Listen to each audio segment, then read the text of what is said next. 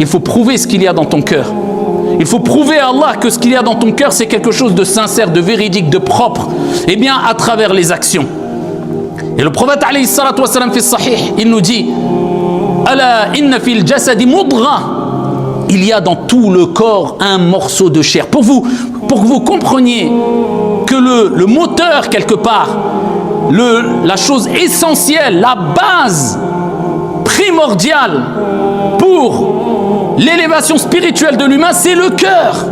Il dit il y a dans le corps un morceau de viande, de chair. إذا صلحت صلح الجسد كله. Eh bien, s'il est propre, s'il est pur, s'il est réformé, s'il est bon, le reste du corps sera bon.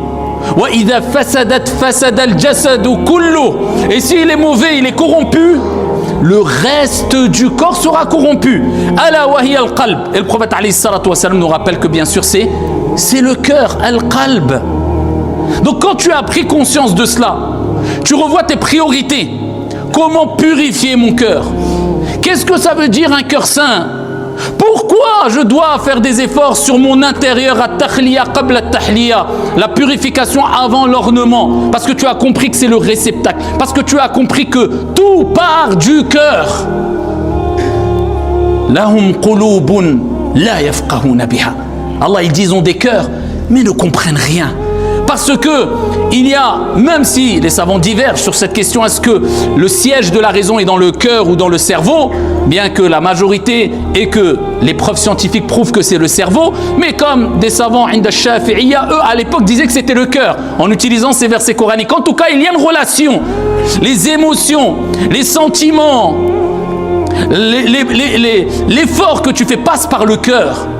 Et sans le cœur, eh bien tu ne raisonneras pas correctement sans un cœur saint. Et tes actions feront tout et n'importe quoi. Al-qalb, un cœur pur et saint.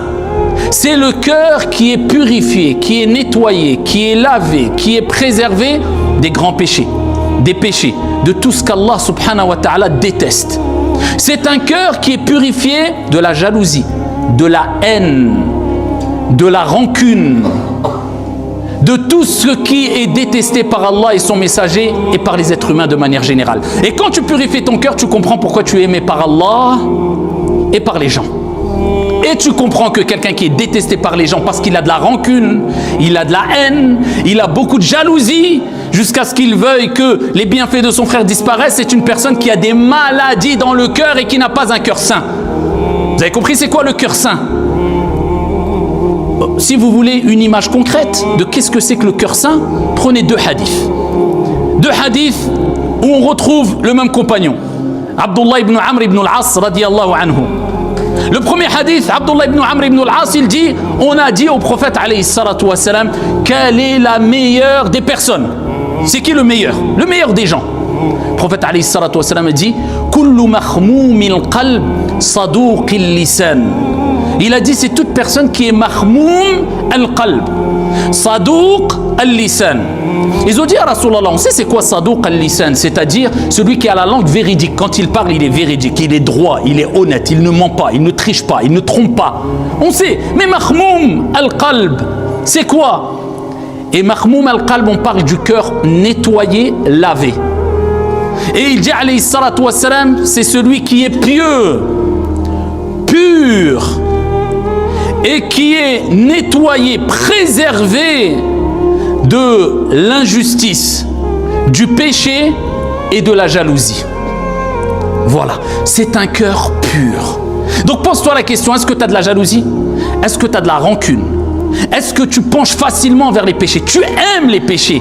Tu souhaites accomplir les péchés? Oui ou non? Dans un autre hadith, le prophète alayhi salatu wa salam était assis avec un sahaba, hadith que vous connaissez sûrement. Et il voit un homme parmi les Ansar rentrer 3 jours de suite à la mosquée devant tous les compagnons.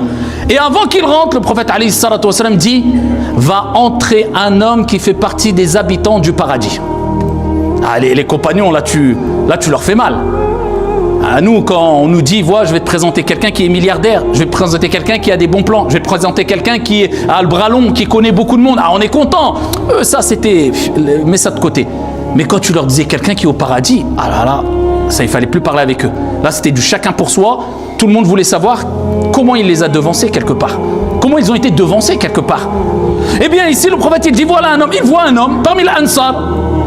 Rien de particulier d'un prime abord. Et il le voit avec de l'eau sur sa barbe et ses sandales sur sa main gauche. Il venait de finir qui tenait avec sa main gauche parce qu'il venait de finir ses ablutions. Il s'assoit, il prie, premier jour, deuxième jour, troisième jour, le prophète répète la même chose. Abdullah ibn Amr ibn al-As, il dit, je vais aller chez lui. Il a prétexté un petit différend avec son père et il lui a dit, est-ce que tu peux m'héberger? Il dit, bien sûr. Il dort chez lui, il le surveille. La nuit, il ne faisait pas quelque chose d'extraordinaire connu chez les compagnons. La journée, pareil, si ce n'est que, bien sûr, il faisait les actes d'adoration qui étaient répandus chez les compagnons, qui pour nous, aujourd'hui, ça serait, on considérait la personne qui fait cela peut-être le plus pieux des pieux. Eh bien, il n'a rien vu de très spécial pour eux à leurs yeux. Et il lui pose la question. Il dit, écoute, le prophète alayhi salatu wassalam a dit à 3 reprises, voilà un homme qui va rentrer, qui fait partie des habitants du paradis. Qu'est-ce que tu fais? Dis-moi, c'est quoi tu fais? C'est quoi que tu fais pour faire partie de ces gens-là?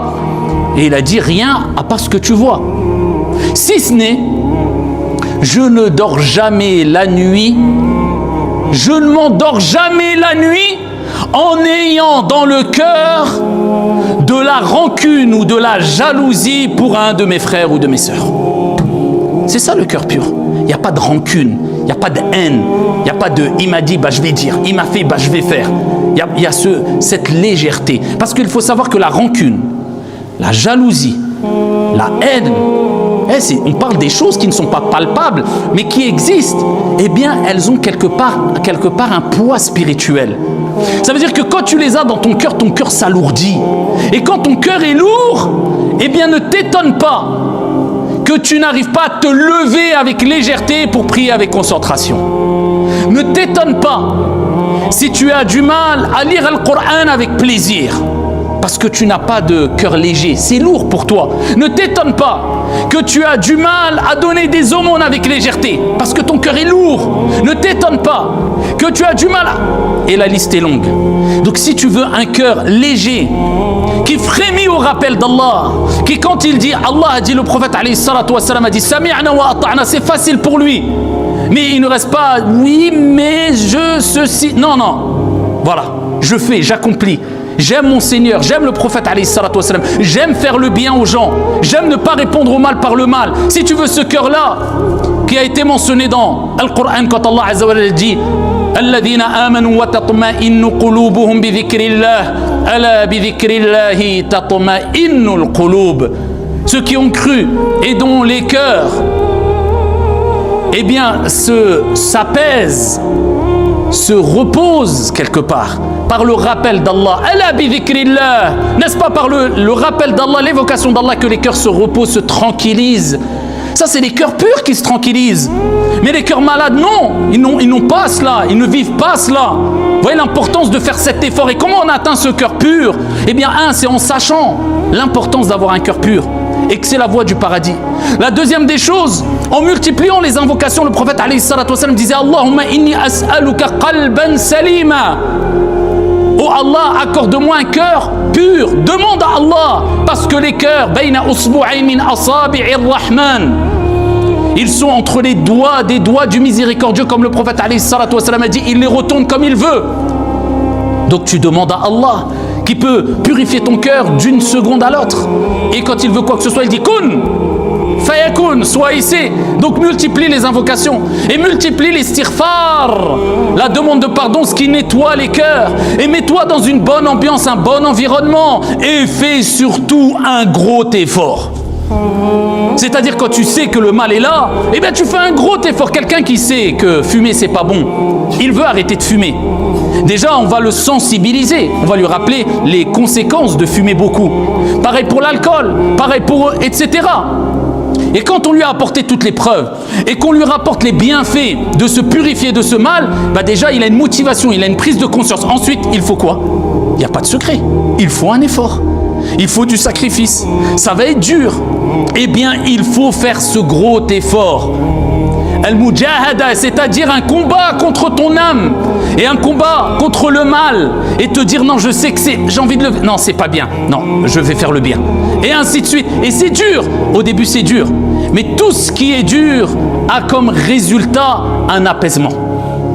Quand c'est dur, une chose qui est aimée par Allah, c'est dur. Mais après, alhamdulillah, tu sens le repos et l'apaisement spirituel. Mais il faut faire cet effort-là, à satisfaire Allah subhanahu wa ta'ala, à ne pas satisfaire le diable, le shaitan. Ça, c'est le cœur sain. Il y a la deuxième catégorie de cœur, qui est le cœur malade. Et la troisième catégorie, qui est le cœur mort. Nas'alullah as-salamata wal afiyah. Le cœur malade, on a tous quelque part des cœurs malades. On n'a pas été lavé avec l'eau de Zamzam par Jibril alayhi salam. On essaye d'atteindre ce cœur pur. C'est pour ça que chaque jour, Allah Azza wa Jal nous met des stations tout au long de la journée afin de rencontrer Allah avec un cœur pur. Parce qu'il sait que s'il n'y a pas ces stations purificatrices, on ne pourra pas avoir un cœur pur. As-salawat. Le prophète dit d'une prière à une prière, Allah pardonne tous les péchés. Quand tu as fini ton dhikr, al-adhkar après salat, les péchés pardonnés. Quand tu dis tel dhikr, les péchés pardonnés. Tu fais tel jeûne, les péchés pardonnés. Parce qu'on a besoin de ces stations purificatrices qu'Allah nous a mis tout au long de notre chemin, tout au long de notre vie, tout au long de notre journée. Et alhamdulillah.